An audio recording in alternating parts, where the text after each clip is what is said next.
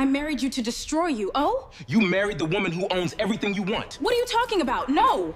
Yes, and now it's all mine.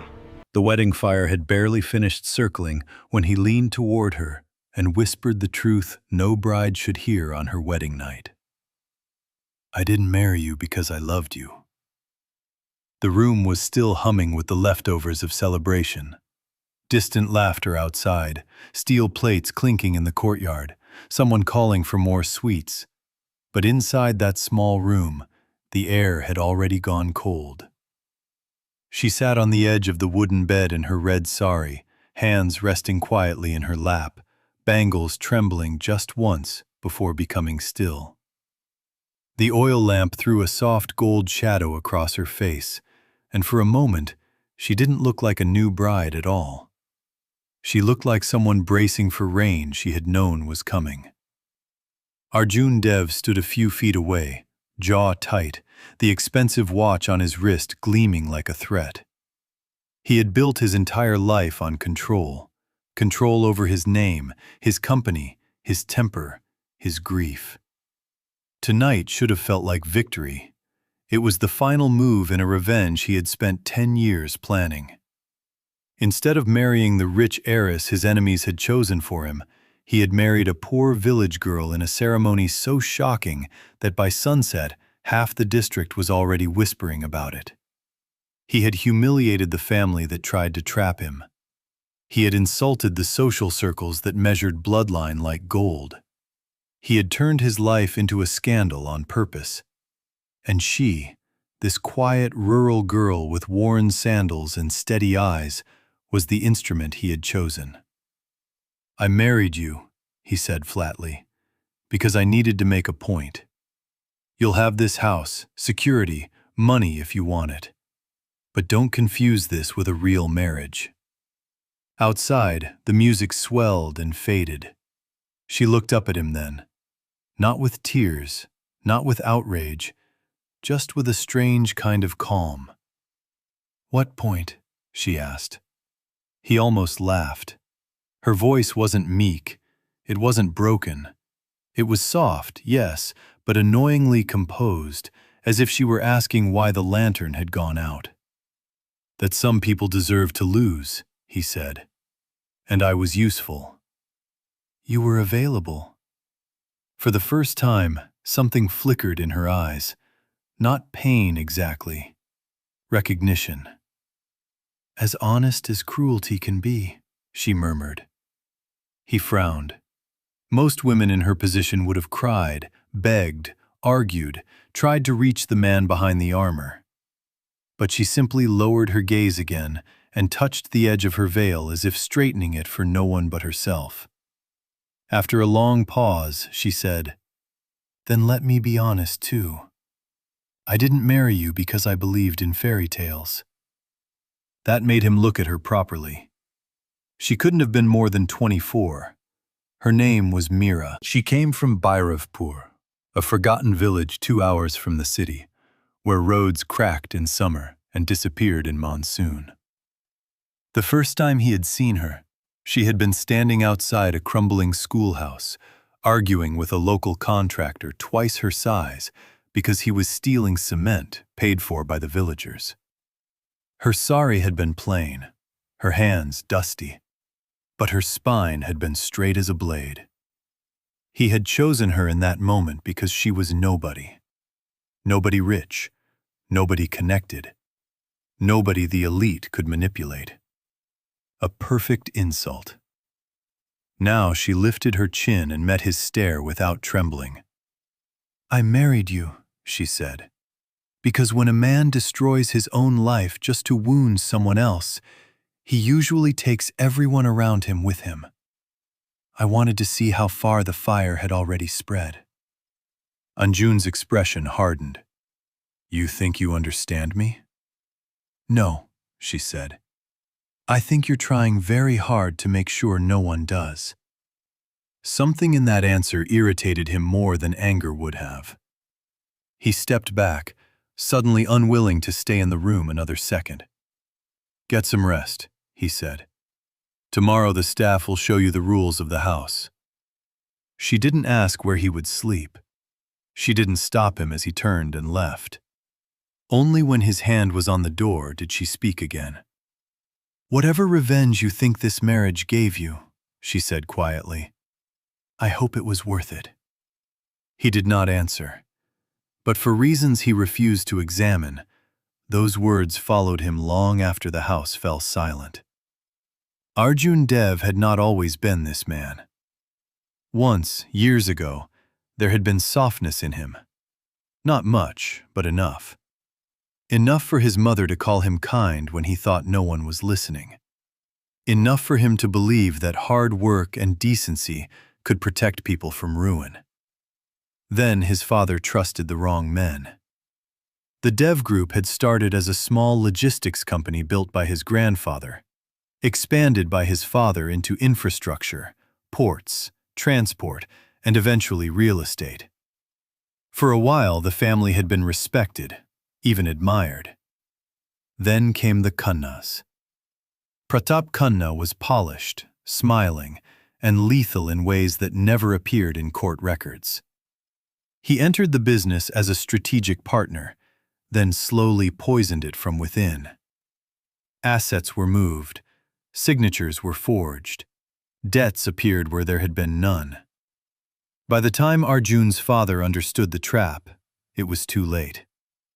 The company split, the board turned, the press circled like vultures, and one rainy night his father drove home from a meeting, sat in the car outside their gate for 2 hours, and never stepped out. Heart attack, they said. Stress, they said. Bad luck. Arjun had been 22. His mother lived 3 more years after that, but grief hollowed her out piece by piece. She refused to say the Khannas had killed her husband. She was too dignified for that.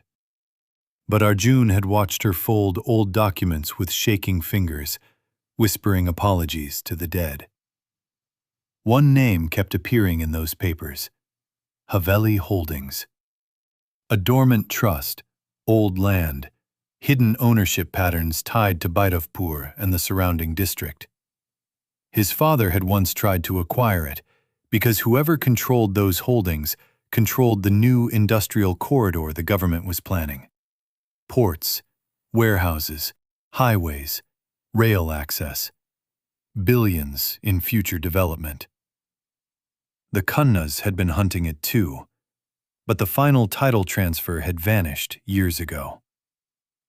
Arjun spent a decade rebuilding what had been stolen. He became colder than the men he hated. He learned how to smile without warmth, negotiate without conscience, and destroy without leaving fingerprints. By 32, he had clawed his way back into power. Investors respected him. Rivals feared him. Newspapers called him ruthless and brilliant in the same sentence. And then, Pratap Khanna invited him to dinner and proposed an alliance through marriage. Not directly, of course. Men like Pratap wrapped poison in silk. It came through intermediaries, then through families, then in social whispers.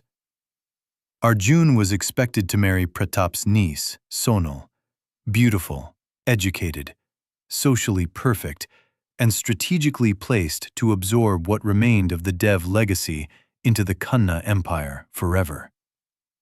Everyone assumed he would agree. Instead, he disappeared to Bhaidavpur for 3 days and came back with a bride no one had seen coming. The city's elite were scandalized. The Khannas were humiliated. And Arjun, for one brief, vicious moment, felt triumphant. Then the marriage began. If he had expected Mira to arrive at Dev Mansion overwhelmed, he was disappointed immediately. The mansion was the sort of place built to intimidate. Arched ceilings, marble floors, staff moving in careful silence, portraits of dead men staring down from carved walls. Many women, especially one from a village, would have shrunk under that weight. Mira didn't. She noticed everything, but not with greed or awe. More like someone studying weather. She learned the servants' names by the second day.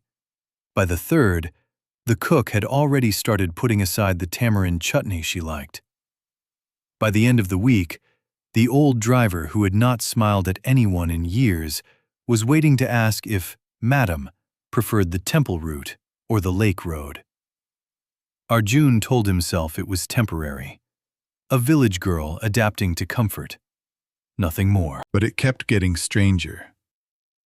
When the head accountant came with household ledgers for her signature, purely ceremonial, as was customary, she flipped through them for 5 minutes and pointed out 3 inflated vendor bills and 1 maintenance contract that had been renewed at double cost. The accountant, a man who had been with the family for 27 years, stood blinking as if furniture had spoken.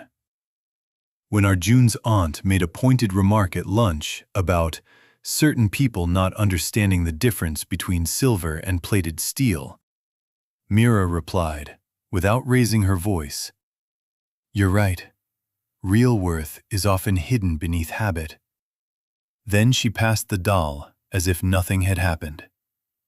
When journalists camped outside the gates, hoping for a glimpse of the poor village bride who had shocked high society, Mira walked past them with her head uncovered and her expression steady, neither performing shame nor pretending elegance. Within hours, her photograph was everywhere. Some mocked her simplicity. Others called her mysterious. One article described her as the only person in the wedding scandal who looked entirely unafraid. That article irritated Arjun more than it should have. He began noticing things he didn't want to notice. The way she never took more food than she could finish.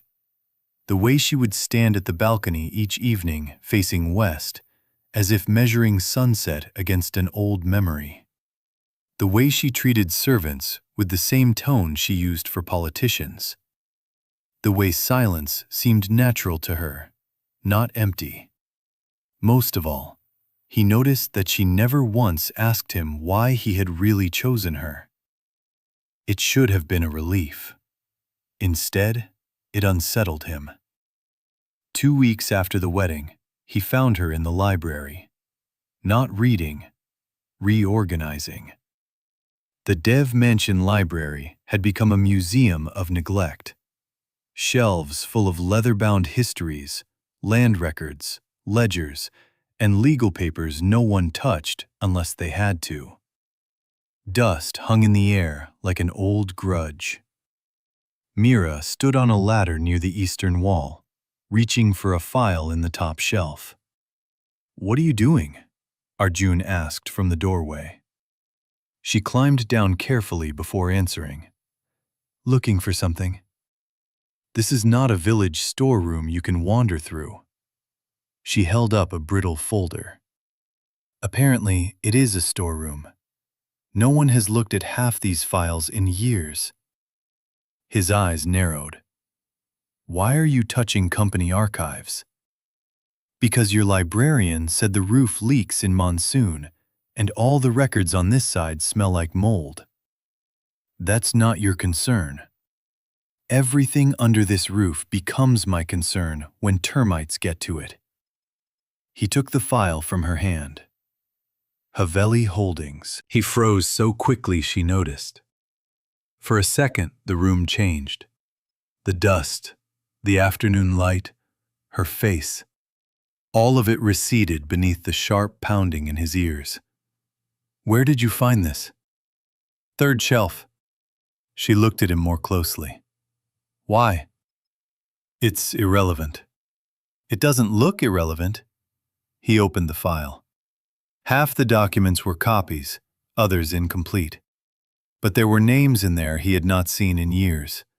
Old trustees, boundary maps, a partially unsigned transfer request, his father's initials in blue ink on a margin note, then another name, Kamala Bai, Mira's grandmother. His head lifted slowly.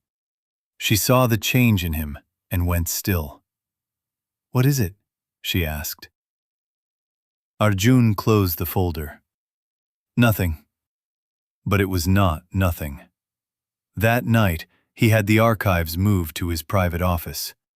By dawn, he had 3 lawyers searching the district registry, 2 private investigators reviewing dormant trusts, and 1 retired revenue officer digging through paper records that were supposed to have been lost in a flood. The truth arrived like a knife wrapped in cloth. Kamala Bai had not merely worked for the old Haveli estate, as village rumor suggested. She had been the legal custodian to the last surviving heiress, a woman who died without children and under circumstances so convoluted they smelled of deliberate concealment, transferred her entire holding into a protected trust for Kamala's bloodline. Not for the village, not for the temple, not for a public body. For one heir. Mira, the poor village girl he had married to make a point. The quiet bride he had dismissed. The woman sleeping under his roof while he treated her like collateral. She was the owner of Haveli Holdings. The land, the river access, the eastern warehouses, the undeclared shares routed through shell entities decades ago. The very pieces of power Arjun had spent 10 years trying to recover before the Khannas could seize them. Everything he wanted. He read the documents again and again, hoping for error. There was none. By law, most of it remained frozen because final control required activation through succession documents and trustee acknowledgement. But the beneficial owner, the real owner, was Mira. And if the Khannas learned this before he secured her cooperation, they would move faster than fire in dry grass. For the first time in years, Arjun felt something dangerously close to panic. He went to her room just before midnight. She was awake, sitting by the window with a shawl over her shoulders, reading by lamplight. Rain tapped softly against the glass. When she saw his face, she closed the book without surprise. "You look," she said, "like someone finally found what he was digging for." He shut the door. "How long have you known?" A beat passed. "Known what?" "Don't play games with me." "Then ask a question with the courage to hear the answer." He took a step forward and dropped the copied document onto the table beside her. She looked down at it. Her expression didn't change. That told him everything. "All this time," he said, voice low and sharp, "you knew who you were. I knew what my grandmother told me. That you own Haveli Holdings? That paper ownership and real power are not the same thing," she corrected. "And that powerful men become rabid when land is involved." His laugh was short and bitter. "So you hid. I survived. You let me marry you without saying a word." She looked up then, and there was no fear in her face. Only fatigue so deep it seemed older than her age. "You didn't ask who I was," she said. "You saw what you needed. A village girl. A useful insult. Something poor enough to embarrass rich people. Why would I interrupt your assumptions? They were doing all the work for me." He hated how true it sounded. "You manipulated me." "No." Her voice sharpened for the first time. "You manipulated yourself. You arrived in my village with anger in your eyes and revenge in your pocket. You chose me because you thought I had no value. That was your mistake, not my scheme." For a moment he couldn't speak. He had expected defensiveness, maybe even apology. Instead, she gave him a mirror. What do you want? He asked finally. The rain grew louder between them.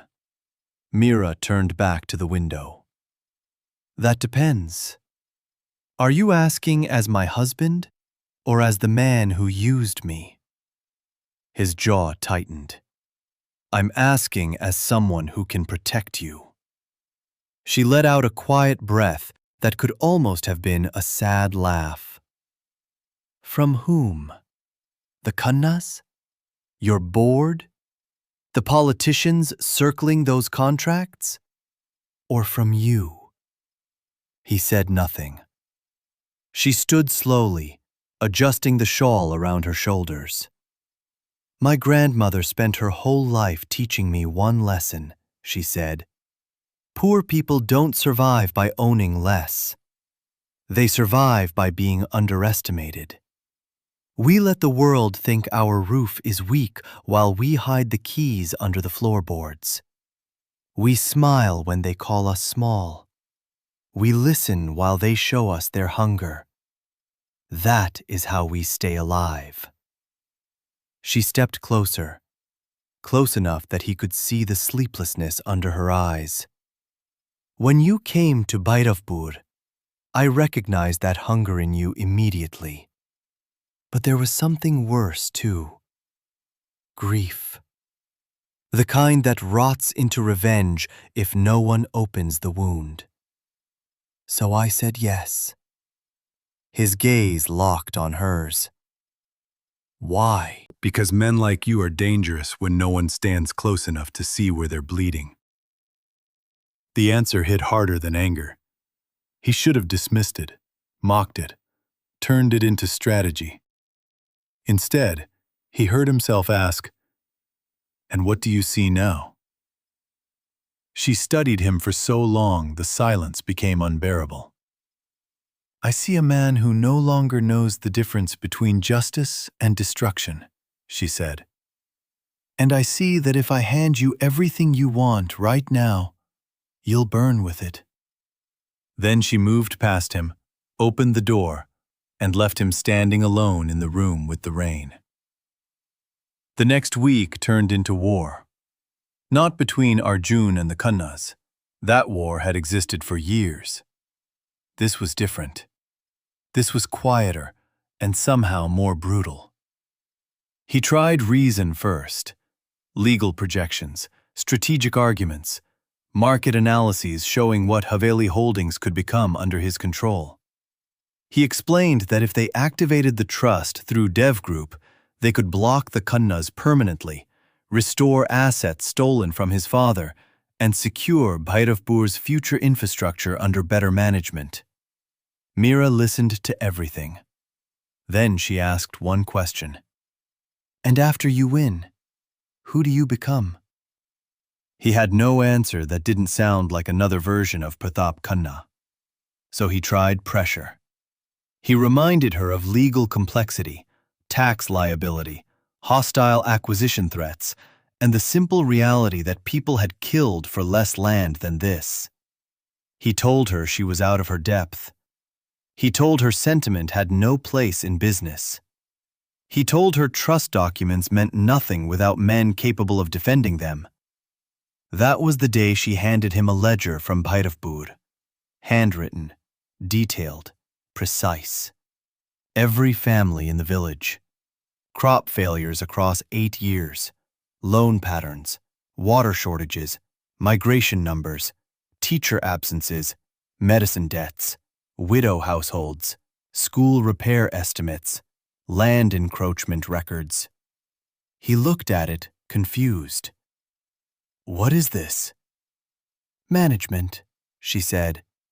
He flipped through pages, stunned by the accuracy. You kept this? No, my grandmother did first. Then I continued. This isn't ownership. No, she said. It's responsibility. Ownership without responsibility is just another costume for greed. He threw the ledger onto the table harder than necessary. You think I'm greedy? I think grief made you ambitious, and ambition made you cruel. He wanted to lash back. He wanted to remind her that men like him built roads and power plants while idealists wrote moral speeches from safe corners. Instead, he said, "If I walk away, the Kannas will come for you." She nodded. "I know."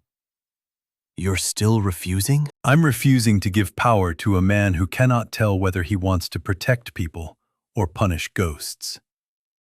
That should have ended it. But something had already shifted inside him, and that made everything worse. Because each day he spent fighting her, he understood her more. He learned that she had stayed in Bairavpur not because she lacked options, but because leaving would have meant abandoning the people who had hidden her family's inheritance for decades. He learned that she had funded school repairs from money earned teaching and sewing because she refused to touch the trust until she knew who could be trusted around it. He learned that the old woman who raised her had died, warning her that rich men came smiling when they wanted signatures. He also learned that Mira laughed rarely, but when she did, the sound startled everyone in the room into smiling with her. He learned that she hated waste, rainwater left unused, and anyone who spoke cruelly to children. He learned that she slept lightly, as if years of insecurity had trained her body not to believe in safety. And despite everything, he learned that she was kinder to him than he deserved. That realization came the night he returned from a brutal board meeting.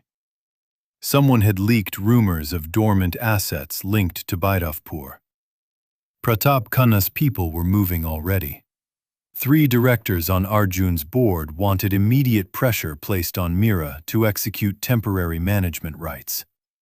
One suggested a competency challenge, implying a village-bred woman could be declared incapable of handling complex holdings. Arjun nearly broke the man's nose. He came home late, blood burning, carrying more fury than sense. The house was quiet. A storm was rolling in.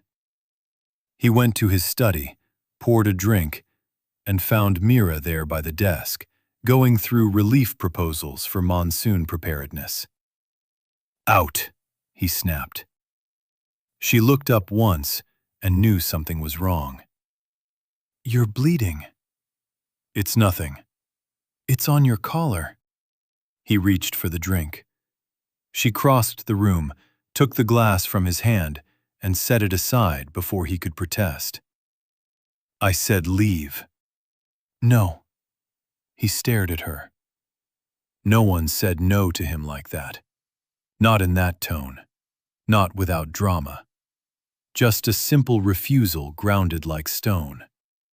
She opened a drawer, pulled out the first aid box, and gestured toward the chair. Arjun almost walked out. Instead, exhausted in ways anger couldn't hide, he sat. She cleaned the cut near his brow in silence. Her hands were steady.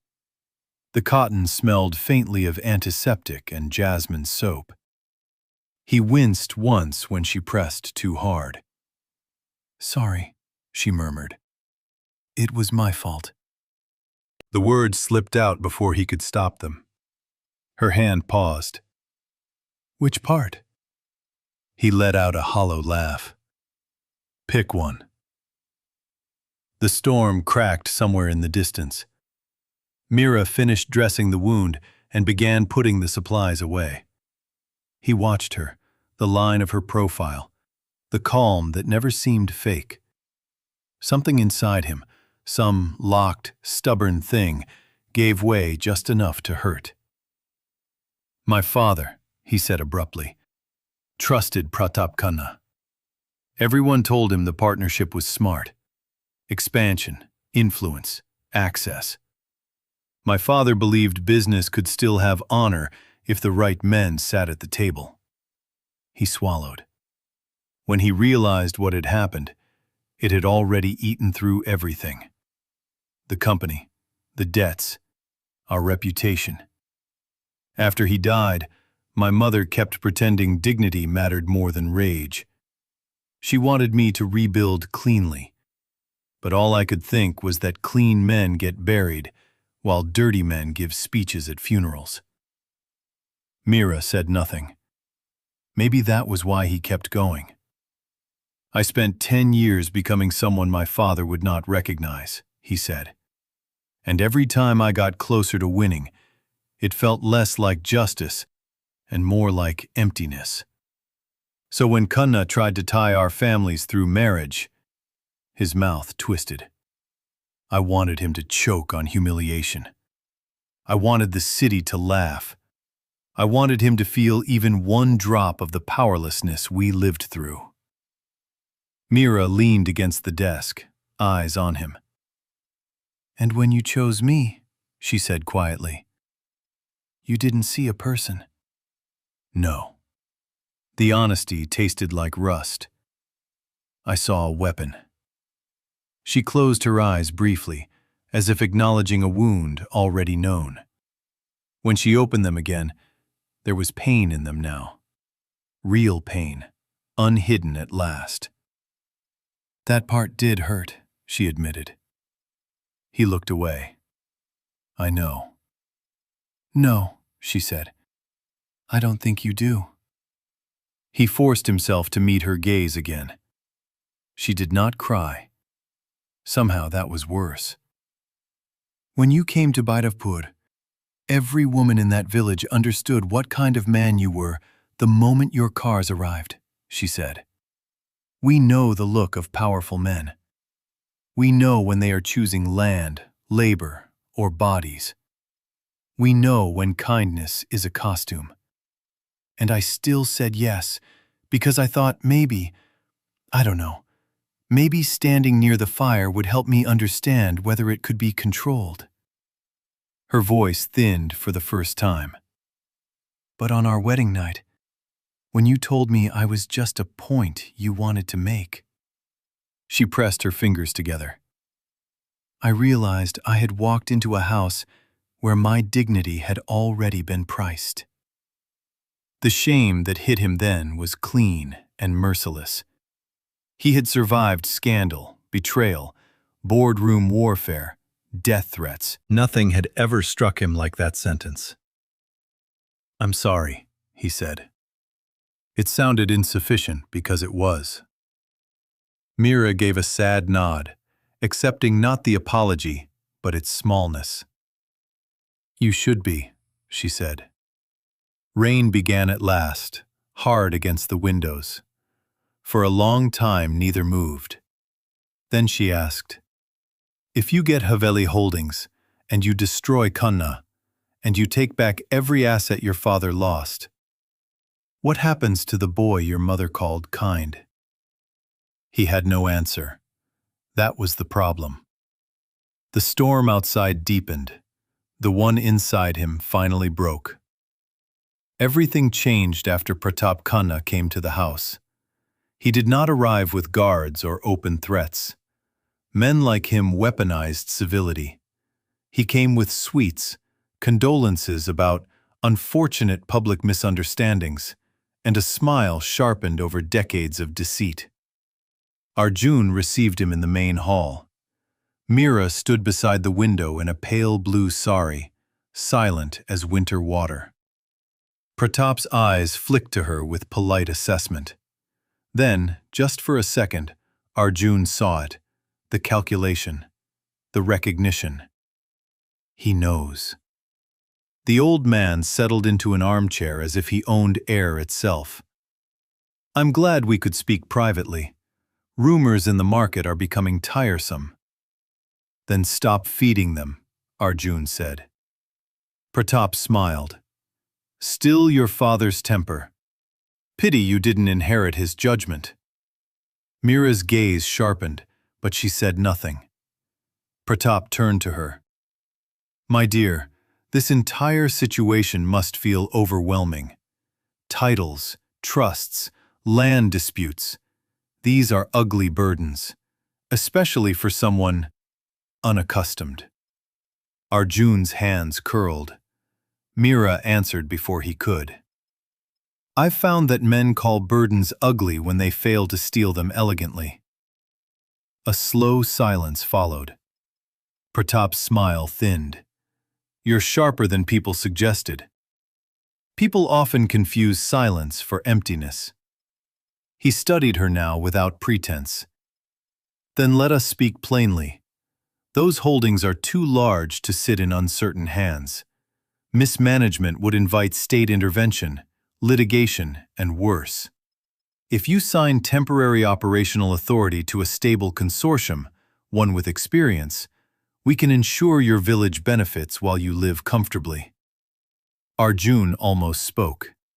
Mira beat him again. And who would lead this generous consortium? Pratap spread his hands modestly. I would be willing to assist. There it was. The room seemed to contract. Mira walked slowly toward him. Not intimidated, not provocative, just deliberate. When my grandmother was dying, she said, she told me something about men who wanted our land. She said they always arrived with two baskets, fear in one hand, comfort in the other. If fear didn't work, comfort would. If comfort didn't work, they would send lawyers, then thugs, then priests, then politicians. But the hunger in their eyes would remain exactly the same. Pratap did not blink. And what did she tell you to do? He asked. Mira stopped a few feet from him. Count the baskets, she said. Then burn them before they enter your house.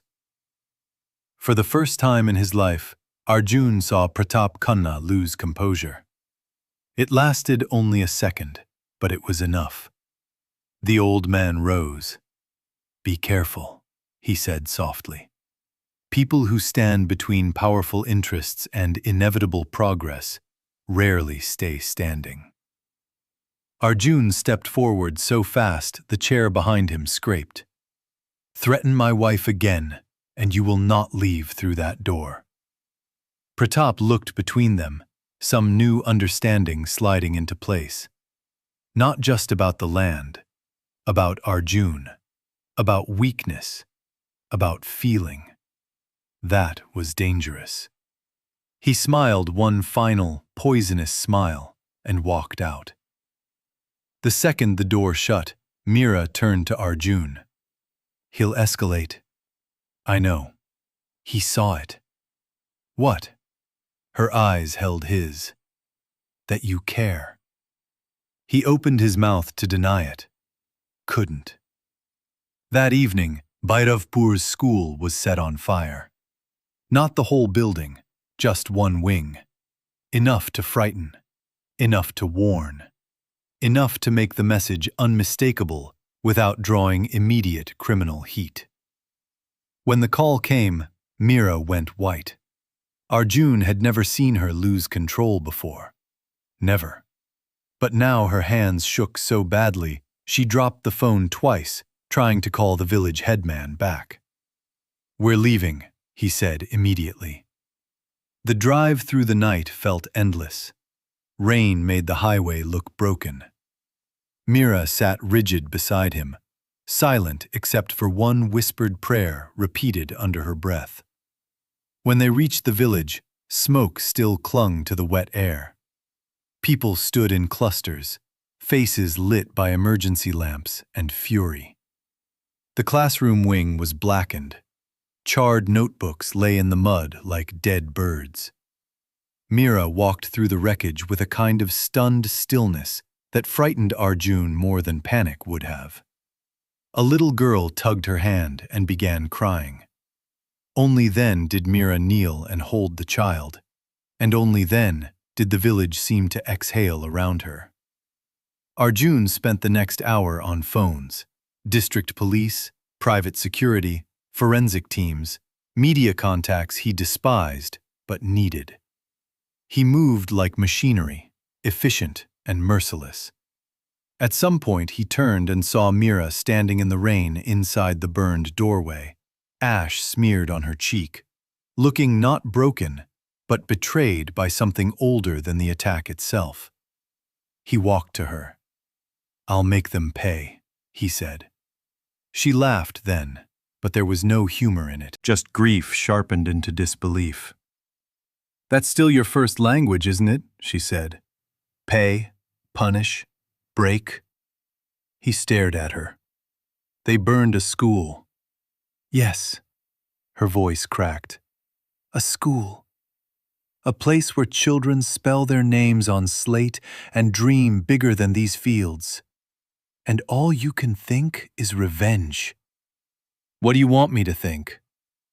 "I want you to understand that this is not a chessboard," she burst out. "These are lives. Every move you and men like Kana make lands on people who never sat at your table."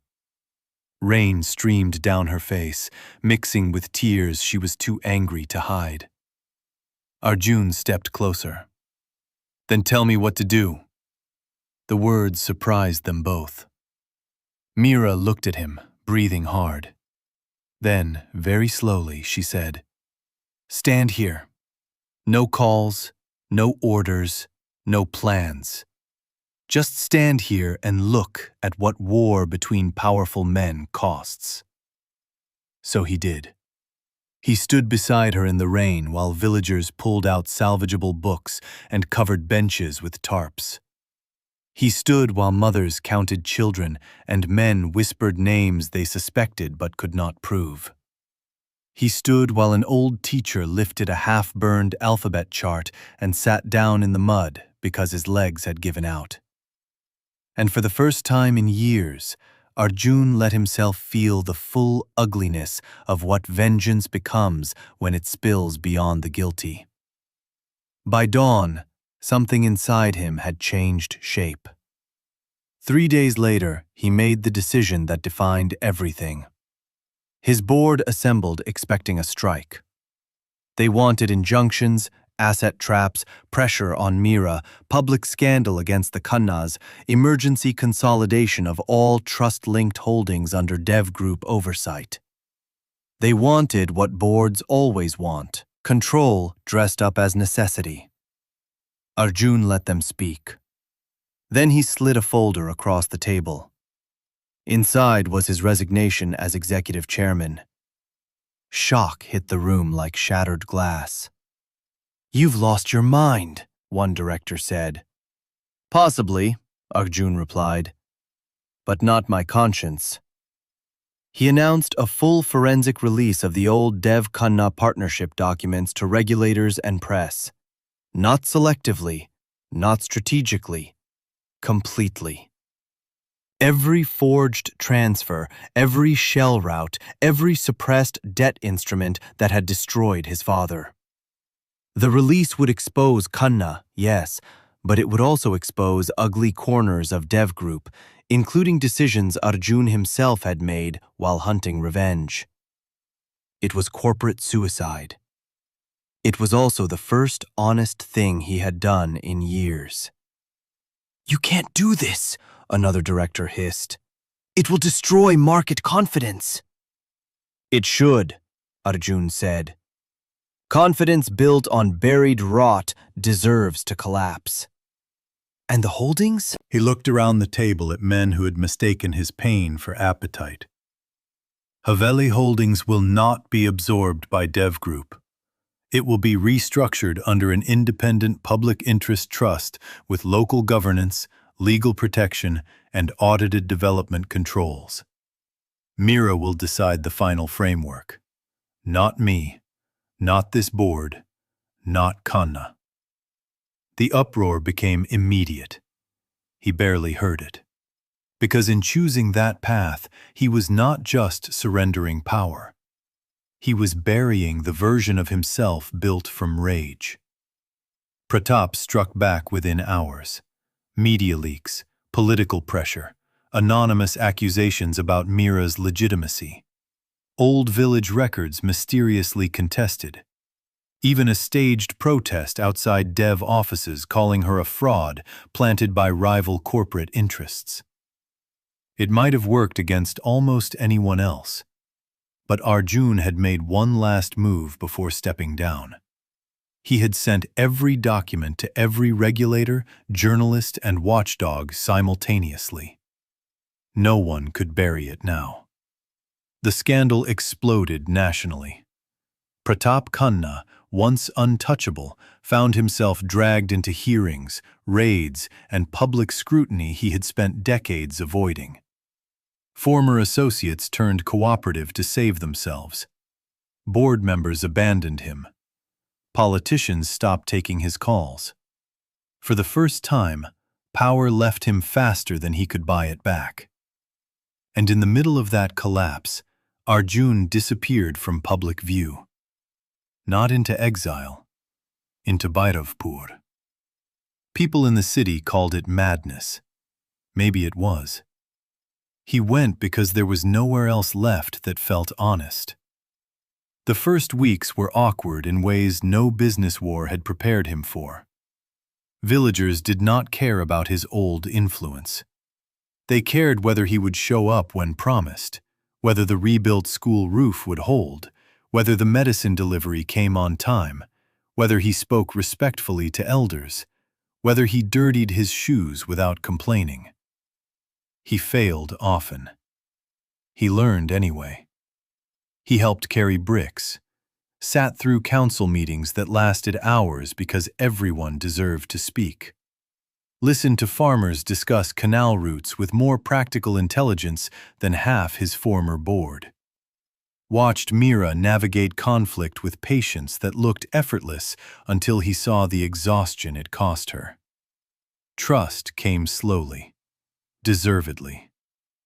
There was one evening near harvest when he found her by the old banyan tree beyond the fields, where the land opened toward the river. The sunset had turned everything copper.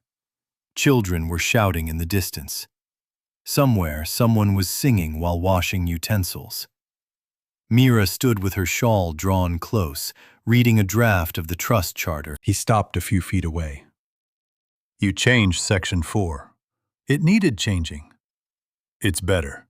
"I know." That made him smile in spite of himself. For a moment, neither spoke. The wind moved through the dry grass. It carried the smell of water and earth and wood smoke, the smell of a life he once would have called too small to matter. "I came to say something," he said. She folded the papers. "That sounds serious." "It is." He looked out toward the river because facing her directly felt harder than facing courtrooms ever had. "When I married you, I thought power meant holding the thing everyone else was willing to destroy each other for," he said. "Land, control, leverage, victory." He swallowed. "I was wrong." Meera said nothing. He turned then and met her eyes fully. "You owned everything I wanted long before I knew your name," he said. "Not just the holdings, not just the keys to what my father lost. You owned your dignity when everyone around you was trying to buy or frighten it away. You owned your silence, your judgment, your responsibility, your compassion. You belonged to yourself in a way I never did." Something moved in her face. Not quite surprise, not quite relief. He stepped closer. "I cannot undo what I did to you," he said. "I cannot erase the fact that I used your life as a weapon in my war. But I am done pretending that revenge is love in another language, or that protection gives me the right to possess. So this is what I came to say. If you want freedom from this marriage, I will give it without condition. Publicly, legally, completely. Everything that's mine which can help secure what's yours, I'll transfer, sign, step aside, whatever is needed. And if you never forgive me, I will understand." The evening seemed to hold its breath. Meera looked down once, then back up. Her eyes were bright but steady. "Do you know," she said softly, what the strangest part of all this has been? He shook his head. I think I started caring for you at the exact moment I knew I shouldn't. He didn't move. She gave a small, almost embarrassed laugh. Not on the wedding day. Certainly not after that horrible thing you said to me. Her gaze drifted to the horizon. It happened in fragments. The way you looked at the school ruins as if something inside you had finally broken. The way you resigned when everyone expected you to seize more. The way you've been trying not to impress, not to conquer, just to become less dangerous than your pain. He breathed out slowly, afraid to hope. That doesn't sound like forgiveness.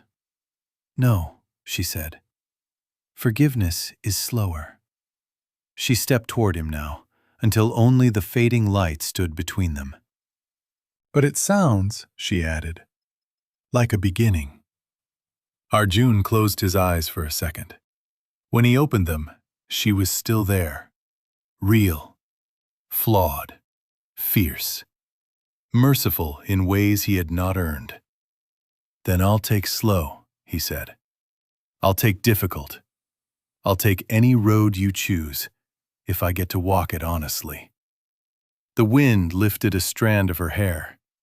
She tucked it behind her ear with a gesture he had come to know too well. One condition, she said. Anything.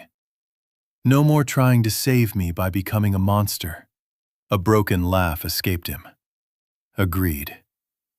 And no deciding what justice looks like without asking who pays for it. Agreed. And if you ever weaponize marriage again, she said, a hint of dry warmth entering her voice at last, I'll make sure the entire country knows exactly how foolish you are. He smiled, really smiled, the kind that had vanished from him years ago. Fair. She held his gaze one more heartbeat. Then, very gently, she took his hand. It was not dramatic. No thunder, no swelling music, no grand absolution. Just warmth, just choice. Just two scarred people standing at the edge of land many others had killed to own, deciding that maybe love was not built by taking what one could seize, but by returning what one had no right to keep. Months later, the Bairavpur Trust was inaugurated in the school courtyard, rebuilt stronger than before. The governing board included local farmers, teachers, legal experts, and engineers. Development rights were locked behind transparency clauses so strict even seasoned lobbyists called them unreasonable. Mira insisted on public audits, scholarship funds, women's land cooperatives, healthcare allocations, and flood protection before a single commercial contract moved forward. Arjun helped where invited and stayed out where not. People still whispered about them, of course. They always would. Some called it the greatest revenge story in corporate memory. Others called it the biggest scandal. A few romantic fools called it fate. But the truth was smaller and harder and far more human. A man tried to use a woman for revenge. A woman refused to become anyone's weapon. And somewhere between humiliation, hidden inheritance, burning schools, buried grief, and the terrifying work of telling the truth, they found something neither power nor poverty could counterfeit. Not perfection, not innocence, something better. Accountability. One winter night, long after the headlines moved on, Arjun and Mira sat on the school steps watching children rehearse a play for the Harvest Festival. Their lines were terrible, their timing worse. Every few minutes, someone forgot dialogue and started laughing. The moon hung low above the fields, silver and patient. Arjun looked at Mira and said, "Do you ever regret saying yes?" She considered it honestly. "Yes," she said. He blinked. Then she smiled a little and added, "But I'm beginning to like what happened after." He laughed so suddenly even the children turned to stare. And for the first time in a very long time, the sound did not carry bitterness, only life. Maybe that was the real thing he had wanted all along and never knew how to ask for. Not the land, not the legacy, not even victory. Just a way back from the worst version of himself. And somehow, the poor village girl he thought he was using had been holding that door the entire time. So tell me, if you discovered that the person you underestimated held not only your future, but the truth of who you had become, would you have had the courage to change? Or would you have chosen revenge all over again?